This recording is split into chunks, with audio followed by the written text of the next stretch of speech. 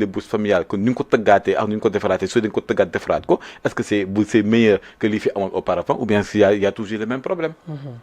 aussi par rapport ak jafe-jafe économie yaa ngi koy wax sànq certes on nous dit souvent que ñi fi nekk comme peut-être héritage bu ñu fi bàyyi.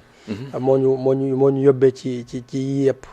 mais ñenn dañ jàpp ne aussi même bu dee par exemple xëy na yabe amoon na loo xamante ne lu baaxul la ci nguuru gale mais ñun bu ñu ñëwee seen i façon de communiquer.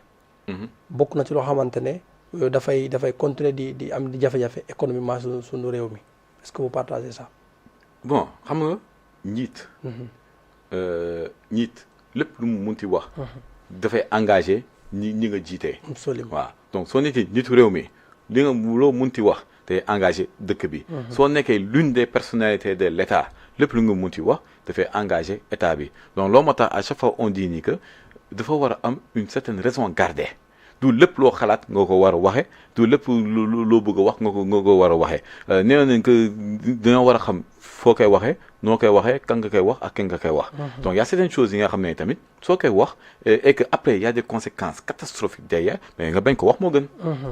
nga bañ ko wax moo gën d'ailleurs ça par rapport même dette cachée ba tey jii nii am nañu jàpp ni finalement loolu wax la woon mais bala boo calcul bi nu ñu calculer moo baaxul rek mais y a pas une dette cachée parce que dañoo mélanger ñu ne dette parapublique ak publique la ñuy boole lépp voilà contingente ñu jàpp ni c'était une dette cachée est-ce que yow tamit jàpp nga ni réellement dette cachée am na. donc professeur nee na bu kenn waxati. loolu comment wax loolu. Sonko nee na bu kenn waxati fi dette cachée am na. ma ne man boo ñu waxee waxu dette cachée ba léegi. ñun au récemment pour la vérité ñoo ngi wax ci waxu dette cachée bi. waaw donc xel waa kii mi waa kuréelam la ko doon wax quoi mais ñu ñooy wax ci dette cachée bi te yow je pense que tu as écouté le professeur sur la dette cachée. waaw ba am nañu bëri ñu ko fi clash di koy wax lu leen neex mais une dette ne peut pas être cachée. et bizarrement il a été même classé par ñoo xamante ne ci yéen a bokk benn kii bi waaw donc mooy loolu y a beaucoup de choses yi nga xam ne mais une dette ne peut pas être cachée Isaka. dette bi déjà ñun la dette cachée Sénégal bi 98% nit yi fi wër di dox sooy laajee dette cachée bi elle est composée de quoi amul kenn ku lu si mën a tontu. parce que y a un rapport qu'on appelle le rapport Mazars. qui n'est pas sorti. waaw te le rapport Mazars devait élucider dette bi c'est quoi le problème. est-ce que parce que si une dette cachée je rappelle ni que dafa am.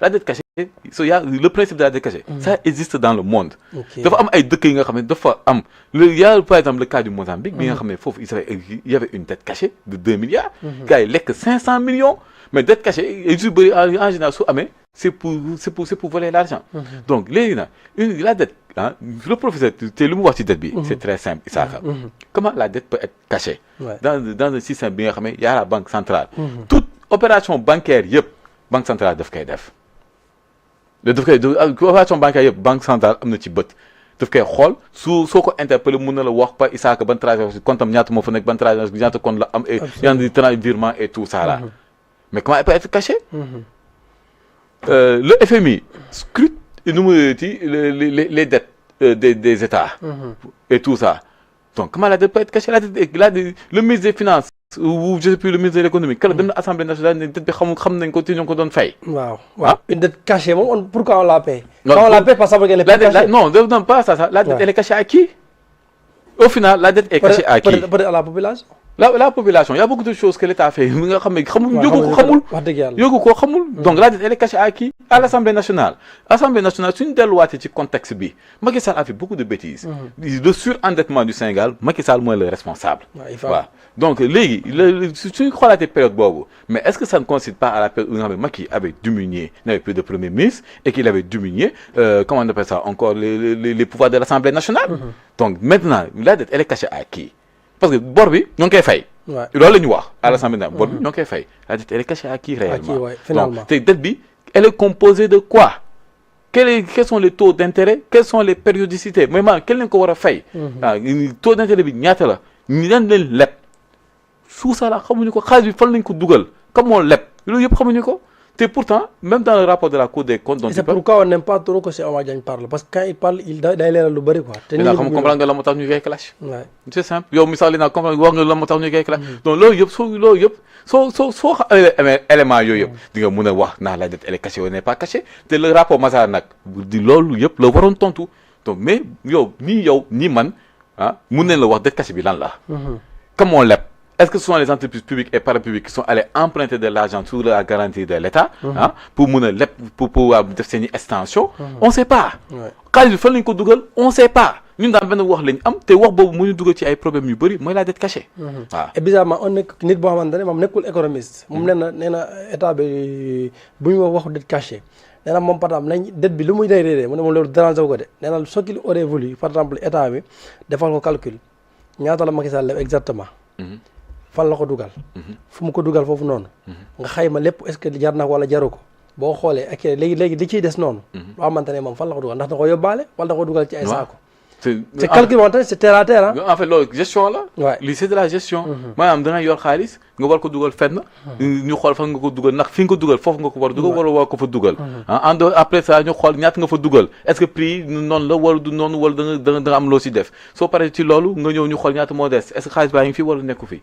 c'est simple si on avait fait suñu procédé woon de cette façon-là coob yëpp du fi am absolument waaw te même le mot dette cachée sax c'est un mot trop gros parce que mot boobu ñi dëkk dette cachée dëkk bu mu am day tax ba nit ñi sax duñu óolu sa réew en fait loolu laa doon expliquer démb un ami nee naa ko état sa crédibilité c'est sa signature signature am boobu mooy crédibilité te crédibilité am boobu c'est parce que da nga ko ci wóolu mais soo demee ba ne état man état dama doon maquiller samay ay chiffres entre parenthèses ndax xamuñu sax ndax maquillage de chiffres la wala dama amoon une dette cachée mais loolu c'est extrêmement grave pour les bailleurs waaw parce que déjà ni que ñii au fond ñi fi nekkoon suñu xaalis xamuñu ndax lekk nañ ko wala lekkuñu ko jub nañ wala jubuñu est-ce que les choses ont changé ou n'ont pas changé et pourtant ce qui est grave aussi comme li nga wax ni c'est tellement grave que maanaam même ñi fi nekkoon par exemple bailleurs yi mën nañu jàpp ne kon ñi fi nekkoon dañu doon naxee si par exemple ça s'avère vrai mais si ça s'avère aussi faux ñoom dañuy jàpp ne kon ñii di wax ni loo xamante ne c'était pas vrai est-ce que mérité nañ confiance ba ñu jox leen suñu xaalis. dina leen wax un couteau à double tranchant. mooy li nga wax nii donc le problème de la dette cachée mais le problème parce que doo ma sax la dette cachée le problème de la dette cachée parce que le problème la. moo boobu mais ci ay problème la ñu dugal. ça nous a mis dans beaucoup de problèmes yi nga xam ne on aurait pu l'éviter si le choix des mots. on a fait le choix des mots avait été bien fait. il y a beaucoup de mots yi nga xam ne qui peuvent expliquer la situation là sans parler de dette cachée. mais dette cachée moom franchement. foo ko dégg ci àdduna yow soo nekkee sax investisseur da ngay gis nga position bi nga taxawee. noonu ngay taxaw. waaw soo nekkee da ngay téye sa xaalis. les deux ngay def xaar. non da ngay croiser nii ngay def dem taxaw fay ne xaaral ma xool fii la moo fi xew. ndax les investisseurs veulent un état qui les rassure mais pas un état qui les fait peur. et pour preuve que li nga wax ni aussi c'est ça paraît tellement vrai parce que ils ont beaucoup voyagé Chine Turquie tout ça mais pour ñoom ñu pour que bailleurs ñëw dëggantaan jusqu'à présent c'est des annonces amagul loo xamante ne lu concret la. ça veut dire que la confiance vraiment a fait défaut. Il y a un problème de confiance et il y a un problème avec le FMI parce que le FMI tamit. ñu am na yu bëri nga xam ne ñoom ils se basent sur le FMI ak les sociétés. de notation les agences de notation même si agences yooyu ay tappalekat ñu si bëri dañuy tappale. waaw ñu si bëri dañuy tappale. mais am na ñi nga xam ne seen xaalis duñ ko fa dugal tant que agence yi joxuñu seen. te le FMI permet d'avoir une certaine crédibilité même si FMI musul développer dëkk ça on le dit au rassemblement le FMI. fii amul kenn ku fi mën a taxaw ne man sama dëkk FMI moo tax mu développé. le FMI ne développe pas de pays. moom intérêt lay topp. intérêt lay topp ak intérêt yi nga xam ne qui sont dans le conseil d'administration. parce que FMI dafa am un conseil d'administration ndax FMI dafa am au fond ñu ko moom.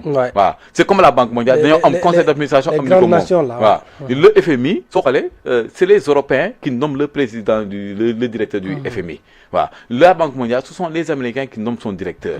waaw te FMI en général souvent ce sont des Français. Et nous on a un problème avec les Français. Parce qu'on a beaucoup attaqué là. Non, je ne pense pas qu'on ait un problème réellement avec les France. Les gouvernants, ils ont beaucoup attaqué la France. Effectivement, parce que parfois il faut dénoncer des faits. Ce qu'ils ont dit, c'est la réalité. France, c'est ça. France en Afrique, moi, Firi, moi, Boumi. Les régimes dictatoriaux, moi, on a des histoires il y a beaucoup de cas de régimes dictatoriaux. France, moi, tant que nous avons pied de la France, il y a un problème. Mais si nous avons pour non, il faut qu'on change, les changer habitude. Donc automatiquement ils sont partis, ils ont truc, ils les ont attaqués pour renverser ces régimes-là. Donc France, li leen wax yëpp am na sax ñu ci fàtte. Parce que la France fait plus de mal qu'elle ne fait de bien à nos nations. Donc nous on n'a pas un problème avec la France, on veut qu'on nous respecte. waaw te pour le respect ça commence déjà par nit ki lu mu moom nga jox ko ko. Et aussi on dit souvent ku yoddu sa kër na mais on a trop parlé alors que mënoon ñu defaat liggéeyante ci suuf ba mu sotti nga door a wàcc ci kaw. Pourtant il y a des gens yi nga xam ne qui ont beaucoup parlé. Par exemple si tu prends par exemple au Niger. Les gens ont beaucoup parlé sur les contrats d'uranium. Mais boo ñëwee dañoo dagg contrat yi. Donc instant bi nii ils sont en train de régler la question.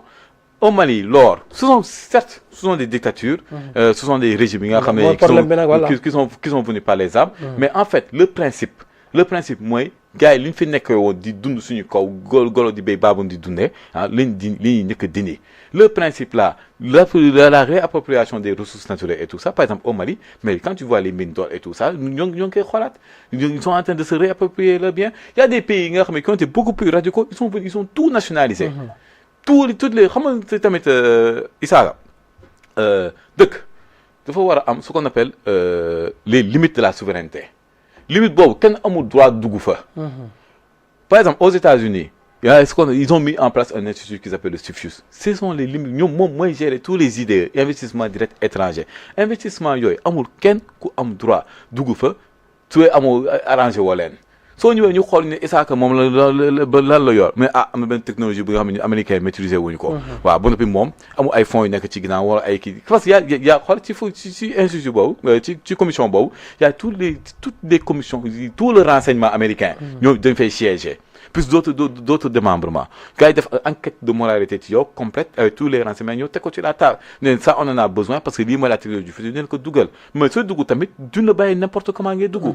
Tu ne mets pas. Tu donnes un fin commencer, fin dire, ce actionnaire ni les demain. Tant de pourcents am droit, c'est pour nous. Soit les arrangé wul ñu xam ne que par exemple dafa am benn technologie bi nga xam américain yoo ne ko nga bëgg a exploiter et pour kii nga xam te loolu arrangé wu leen. ñu la national security. moo tax parfois sax may xel ma ànd ak tout Tahirou Sarr non nationaliste là parfois quoi. Bon Tahirou est-ce qu'il connaît ça les limites de la souveraineté alors le principe de la souveraineté. Ah parfois nag aussi donte xëy na moom de xam ko mais li muy woote pour man aussi c'est. parfois bon Tahirou il a un